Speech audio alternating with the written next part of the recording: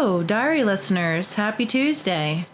Pardon if you hear the sounds of Reisterstown Road outside my window. It's just too nice of a day for me to close the house up. We want to get some fresh air circulating. So today's podcast, I'm titling Prayer Request, because that's pretty much the long and short of this whole podcast today. Welcome to the Apprenticeship Diaries, where raw meets refined. Let's be real, we're still working on refining. What it took, what it takes, and the stories that are made. Join us as we learn from professionals about how their stories began.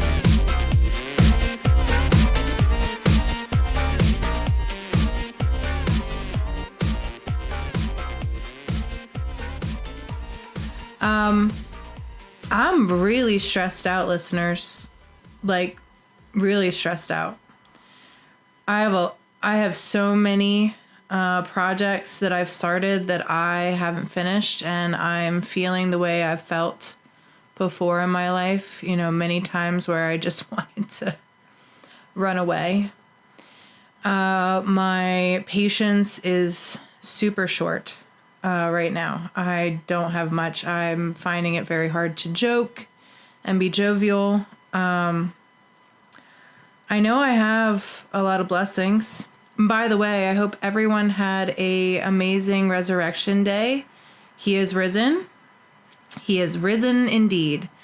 And I am very happy about that. And it does help me very greatly to think about what kind of suffering Christ felt on the cross for all of us, and to do an audit of my life in short and realize what was paid for there and what he didn't do, that he paid for, that he sacrificed for. So that's humbling. And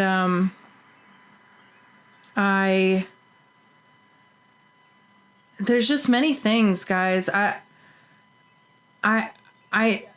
guess I just want prayers, or I'm going to ask for prayers that y'all keep me sane throughout this and ticking off boxes and having energy.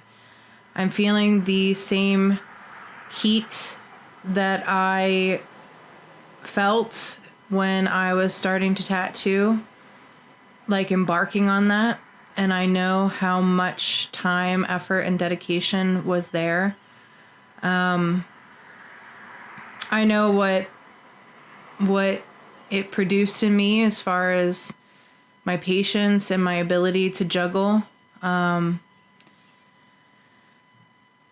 get annoyed very quickly, guys. And I just feel like I have things being chucked at my head every second. And it can be just something as little as, hey, I'm going to go over here. Anything that I really don't need to hear, I don't want to hear right now. Like, that's how I feel. I'm on a short trigger right now.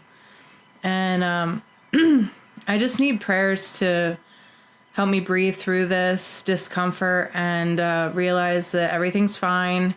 Everything will be fine. It'll all happen. I think I just need to say it, honestly. I feel continually stymied by, I'm not even sure what. I feel like it's, it kind of makes me laugh, because they say that the more you walk towards God, the more the evil forces will mess with you. And I do. I feel like the clearer I get as a communicator, the more I must be speaking this whole other thing, because I feel like it just isn't getting through with the majority of people, or it just, like, I don't know. And maybe that's just my life lately. I'm probably just annoyed. It's probably just that. And I can honestly say that there's a depression right now that I loathe and I recognize it. It's definitely there. And it's a bummer. It's a bummer. You know, the want to stay in my bed is very much so there. And I know how much I have to finish. I mean, even just right now, I'm looking at a book that I was given. It's called Your Brain on Art by Susan Magsamen and Ivy Ross. And it was a wonderful book given to me by my friend Neil at church. He also gave me a whole other book that was about essentially how to master lesson plannings, because he heard that I was going to be teaching. And both of these books I haven't been able to crack open, not in the slightest. And even if I had, it would be in between so many other things that I am trying to digest right now. Somehow, even despite saying I'm not the leader, I just really want everybody to participate, you know? I'm taking an accounting class, and, you know, I was asked to be in a study group, and it's like pulling teeth, people. I don't really understand why a text message that tries and attempts to coordinate everything just doesn't seem to work. And, you know, you can't get just an answer. And I understand people are doing a million things and they'll get back to you, but there's like utter silence at times where I'm like, what on earth? Because I can tell you guys, I didn't need the study group. I was asked if we could have a study group. I was fine with that. But I always get put in these positions, and it's probably just because I care, you know? Like, I care enough to actually dive into things and really prioritize things. And I guess I just always end up being this lead in things. And I swear to God, I actively said I am not the leader to this group of girls. And in class, it was said that I'm the leader. And I'm like, what? No. No. I have the Zoom account. I'm able to set it up. I am fine with doing little tiny things that help facilitate, but I am not the leader. We are all classmates. I am not even as able to comment on the information as a few of our other girls who really work in finance, like, or they work in an office.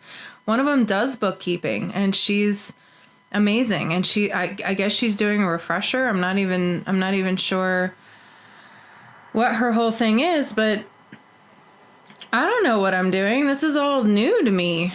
I'm just somebody who is studious, and if I'm told to do something, I do it. That's all. Like, I do it to the best of my abilities. I might be wrong, but I'm willing to study with people and to do things together with people when it comes down to it. But I always, and I think it's just because I care. I think that's really what it is. And I don't want to be the leader, but I always become the leader. And see, this is the reason why I dream, like I fantasize about like a job at Home Depot. Like, just a job that I know I would be amazing at. I mean, even just as an accountant, like a bookkeeper, I know I'd be good at that job. I know I'd be great at that job. I'd be good at a lot of jobs. And I fantasize about working for someone else and just doing my work and not talking to anybody. And it just seems so lovely.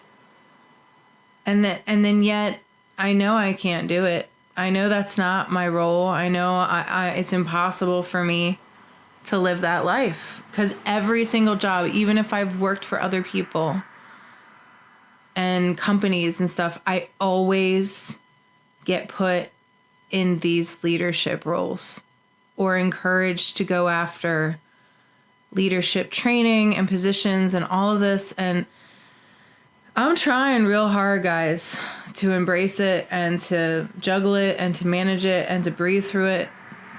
I don't know how people do it with children. I really don't. I'm feeling like I'm at my, like, tear my hair out kind of thing. I feel like I'm not on top of anything right now. At all. And they say, and not even my usual stuff is working, like listening to affirmative stuff, which, by the way, it doesn't help that half of the podcasts that I listen to are off on Easter break. And they deserve that. They deserve time with their families. They do have families. They do work hard. I just want to listen to them. That's kind of like my regular stuff. Like, that's my regular hit of listening that I get a day that is kind of like a peace and calm to me. And when it's not there, I'm like, oh, what do I do? I should read the Bible more. I should pray for me to do that, for sure. So amongst your brain on art and the Bible and the book on lesson planning, I just spent my whole morning, well, afternoon, really, helping my dad with an auction site, because we're selling our salon, basically. All the interior equipment, he's trying to unload it. And, it's worth money. We're trying to figure out the best way. I spent another day helping him get it on eBay, only to have him be like, well, I don't like this option. We're gonna put it on this whole other site. So now we're doing that and figuring that out. And when I say we, it's mostly me. I mean, he needs to be able to keep up with it and manage it once it's set up. But I have to pretty much set it up, and I don't have any problem helping my dad. It's just a lot, it's just a lot. I'm trying to keep balanced, and that's hard for me. I have 2 tattoos on either wrist. One's a dead bird and one's a live bird. And they always stood for, when I was in a bad relationship, I'd see a lot of dead birds. Knock on wood. I have not seen any dead birds yet, and I pray I don't. But they're really about, the lows and the highs of my life. And just trying to stay level, trying to breathe through the discomfort. It's been trying. Even at church, I stayed last time because it was Easter, and I think I stayed the time before, but the time before that, I couldn't even stay for fellowship. I was so tired and so barely getting through. And I felt awful because everybody at the church had found out that I was assuming my parents' commercial space, the salon, which, by the way, I've kind of alluded to it and talked about it and, shared some excitement with fellow creatives that this space might be able to help them as well. But I was basically offered a commercial building by my parents. I have to cover all of the costs of it. They own the building, but it's an old building, and there's a lot of, you have to pay the taxes, you have to pay the energy bills, you have to pay the water, you have to pay, it's a big property too. It's not a little property. It's big. It's a tremendous gift, and I need all the prayers I can get to turn this into something incredible. And I have an idea of how I want to go about this in certain ways, but I want to first invite in some of the other creatives that I know and walk them around the place and kind of ask them, like, what would you do here? Maybe have a planning party or something like that. Just invite them, feed them, have them walk around the place once we empty it out a bit, and tell me what they think. Tell me what they envision there. Because I really want it to be a space that's not just mine. Because it's never been just mine. Nothing in my life is just mine. Not even the art. It's such a tremendous gift, and I want it to expand, and I want it to be as much as it can be. And I'd like some insights from my friends. And we'll see what happens. I mean, I just don't know. I don't know how to organize this. I don't know what to do. In the meantime, it's just a matter of getting the space cleared out of all the stuff that makes it a hair salon right now, and getting it open enough to pursue something else. And really, that needs to happen regardless, because short of somebody, just taking over the salon and using it as is, which I don't see anybody really doing. My father, I don't think, is interested in that either. So, it's a big thing. But anyway, that's a big announcement. But even at church, people found out about it and they were congratulating me. And it was so hard for me to just smile and accept that congratulations, because it doesn't feel like a big win right now. And I'm trying not to be a brat. I'm trying not to think about all the work I have to do. Rico and I just spent 2 days getting the front of the lawn looking decent. And when today I come in and the county is digging up the lawn in front of our building. Just digging it up because they got to lay some electrical blah, blah, blah. And it's incredible how I do think it's some kind of force that's messing with me right now. It must be. And I must be in need of just cutting more and more things out and just saying, you know what? I'm not dealing with it. I can't.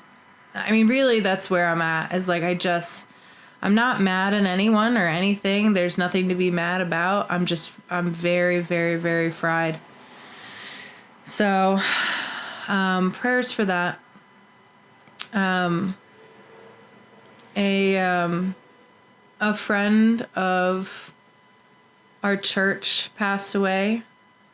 This week past. So his name's David. If people could give prayers to David's family, he was quite important in our world because he helped us take care of the property. And so to the property owner, the loss beyond just the friendship, which they were close on a friend level, but the amount of things that this man did on the property that I'm not even sure if the property owner knows what he did. He's scared. So prayers for Michael, the property owner. He's beyond grieving right now. He's kind of, panicked a bit because he doesn't know what he doesn't know. That's the thing when you delegate out responsibility to people, when you lose them, it's quite the rift in everything. But it's a normal part of life. So, people manage it all the time. It's incredible to me how every little thing requires so much paperwork, so much extra crap that really, from what I see, makes makes people just awful towards each other. Really awful. For example, I got a violation. It was like within the past couple weeks, because I had Erica on the show, and I didn't have room to personally get mad or express anything. But my HOA gave me a violation for a ladder that's literally been there for, I know, over 10 years. And it's not a bad looking ladder. It's a good looking ladder. It's just a ladder. And it happens to be like this orangish red, so it's not like it blends, but it's a ladder. And it was secured in my house, and it's, like I said, it's been there forever. We had a new property management company that took over last year, like September of last year. And so my whole thing is like, why am I hearing about this ladder now? My house, folks, is like the opening of our community. That's why you can get all these nice melodic sounds of the road right outside this window, along with a few birds. But for the most part, it's a lot of road sounds, people revving their engines and stuff. So I'm like right on the entrance. So it's not like I'm hidden or that it's hard to perceive my whole house. My whole house is like right there. It's right on the corner of everything. You see the whole thing as you just drive by, because the rest of it's attached to another house. So you could literally see the whole outside. And so my whole thing was like, why now? And they had expressed this term, unsightly. It's unsightly. But then they never define that. You know, it's like one of those things that is ambiguous, like legal jargon that says within reason or reasonably. Well, what the hell does that mean? Same with unsightly. It's semantics. And so I wanted them to define what unsightly meant. But when I confronted a person about it at the company, and this is what I'm getting to, I told them, I said, you know, it's not that I'm looking to not fix your issue. I would like to understand how you come to these estimations, when you come to them, because this ladder's been up there for about 10 years. I get it that you're a new property management company, but you've been new since September of last year. So, you know, why now? Why are we talking about my unsightly ladder now? And what defines unsightly? Because I would like to know. Because at the time that I was being cited this violation, right across the street, almost all of my neighbors hadn't mowed their lawns, and it was quite unsightly. Not to mention they just put up this very unsightly, I think it's a Verizon box, right on the corner of my property. I mean, it's not my property, it's community property. It's like this strip that goes around that's communal. But it's on my property. It's on my corner. It's right in front of my house. I understand that they can't really dictate these things, but it's unsightly. It's god-awful, ugly. There's just so many things, folks, that have been really irritating me lately. But nevertheless, I told this lady, listen, I want you to define unsightly for me, because I think it's valuable to know. You're interpreting a bylaw, a law, and nothing that you cited me, at least in this violation that you sent me, spells out how this applies to my ladder. So this seems like a very subjective call, and I need to know my boundaries about that, and I need to know that this isn't going to be something that this property management company or this HOA uses as just a bulk term to harass me if it feels like it. You know? Like that is like ambiguous. See what I'm saying, folks? Like I said, I'm sorry that I'm not blocking my window from all of that, but it is rather upsetting that people have to rev their engines so unbelievably loud for whatever reason. Anyway, see, my patience, my frustrations. But I told her, I was like, I can look across the street right now and mark about 5 or 6 different things that I consider unsightly about my neighbors. And see, that's what all of this nonsense is meant to make us do, I feel, is to war with each other instead of love each other, and to not, take the time to really be charitable to one another, to talk to one another, to ask of each other, to just have simple conversations that wouldn't affect anything. And when it comes to my neighbors, I don't care.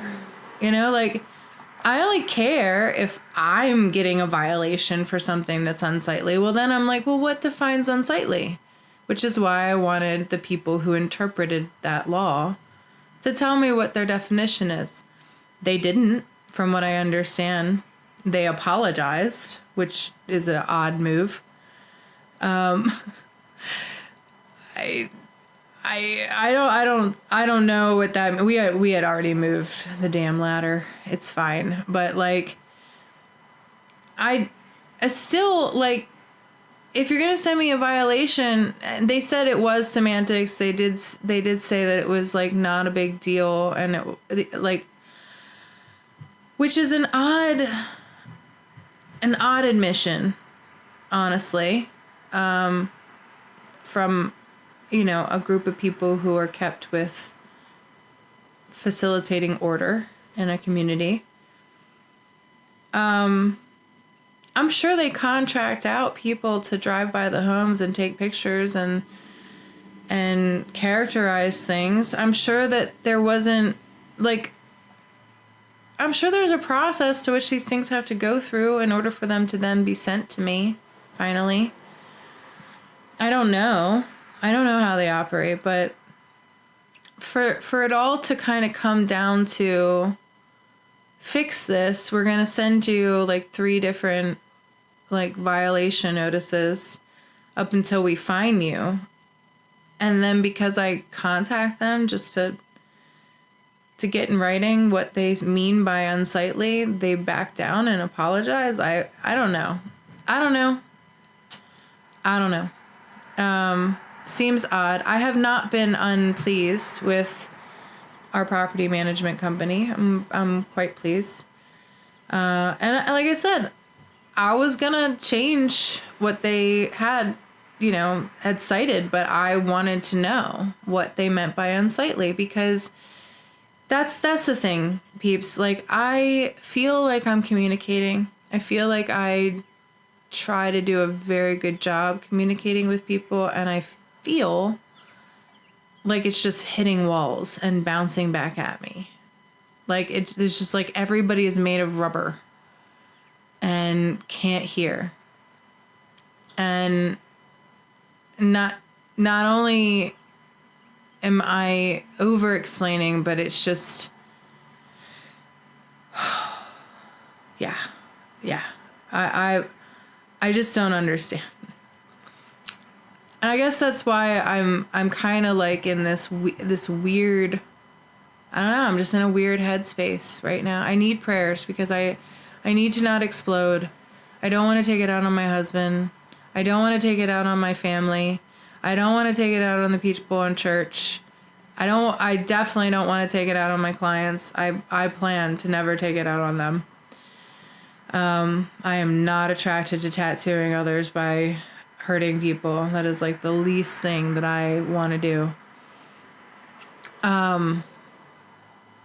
That's the other thing. I have a very challenging tattoo coming up, that I'd be lying if I said I wasn't, kind of on pins and needles about.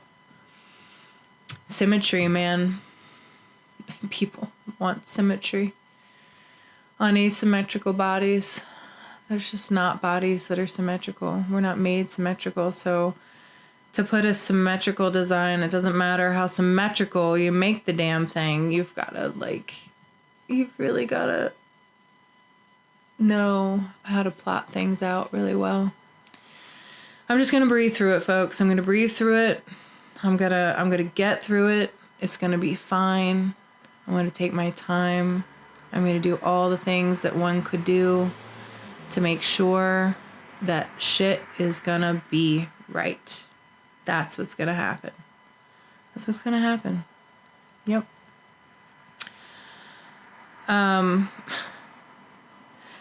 As far as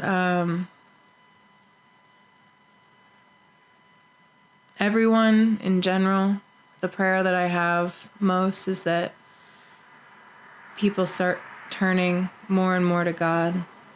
I'm giving it to God. I'm asking God all the time. I'm trying to wake up with gratitude, even though I want to go back to sleep. And I'm just sitting there dreading getting out of bed and starting the day. I thank God for my breath, for my ability to move, for my cats that are still alive and annoying me to get up so they can eat. For being able to hear all the nonsense that's revving their engines outside, for it all. And I try to go to bed with gratitude and prayer. I'm lucky that I follow a lot of people online that do nothing but post Bible verses, and so I'm invested in the Bible, even if I don't make a direct move to do so for myself, even though I should. I'm so blessed that both of my parents are still here. That's such a rare gift, and they're both healthy. I mean, any moment, folks, my life could become so much more heinous and awful, and I'm really trying, desperately trying to think that way instead of all the things that I know, that I want to do, that I'm not able to do, and that I have to just one day at a time and find the energy for. So I guess I'm praying for strength, praying for energy, praying for good outlook, praying for my body to keep up with all the demands. It's been hurting a lot, folks, and I honestly have been giving in to a lot of terrible food too. So I guess prayers for restraint.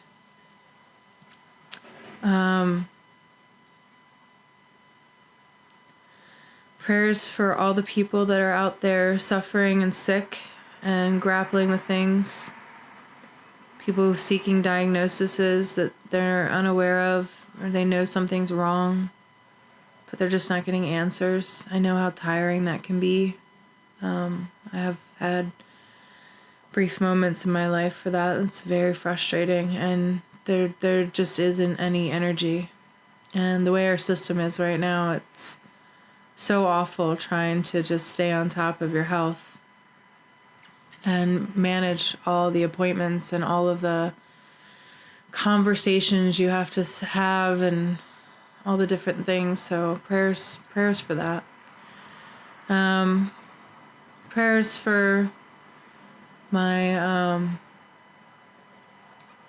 my extended family. I had a wonderful time at Easter dinner tonight, or last night. Was it last night? No, Sunday night. It was quite the spread. It was beautiful.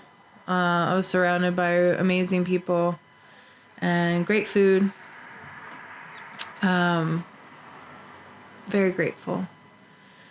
And then in Virginia, Rico's mother and stepfather, I send prayers and love to them. His brother and his soon-to-be sister-in-law, his nephew, his nieces, his other siblings. He has a few. I was blessed to meet a few of them not too long ago in Virginia. Prayers for all of them and their struggles and in what they have to do in life.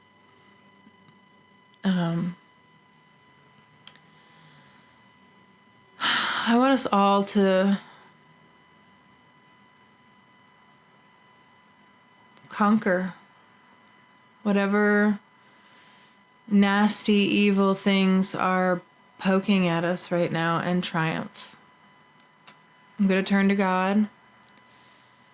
But if all of you who are listening to this, however many, could just say a prayer for me that I stay sane, don't lose it, keep my head about me, and focus. I'm going to take baby steps. I'm going to breathe. And I'm going to try to smile as much as I can right now. And I'm going to just ignore all the books that I have and that I want to read. And just get through what I need to. One moment, day at a time. All right, everybody. That's a wrap for this podcast. This is a short one, but I gotta go because I gotta get ready for my accounting class. Yay! I love you, listeners. Prayers for all of you and blessings to all of you. Thank you so much. You're all gifts. You're all magical and wonderful, and just I'm in such awe of your listening time, so I really appreciate that. God bless you all. Catch you next week. Hopefully I'll have an interview, but if not, it'll just be me rambling again. I love you, listeners. Later. Make it powerful. Thanks for listening. You can find the Apprenticeship Diaries on Twitter, Facebook, and Instagram. Our IG is _apprenticeship_diaries. If you would like to offer constructive criticism or an interview, drop us an email at theapprenticeshipdiaries@gmail.com. We look forward to hearing from our listeners.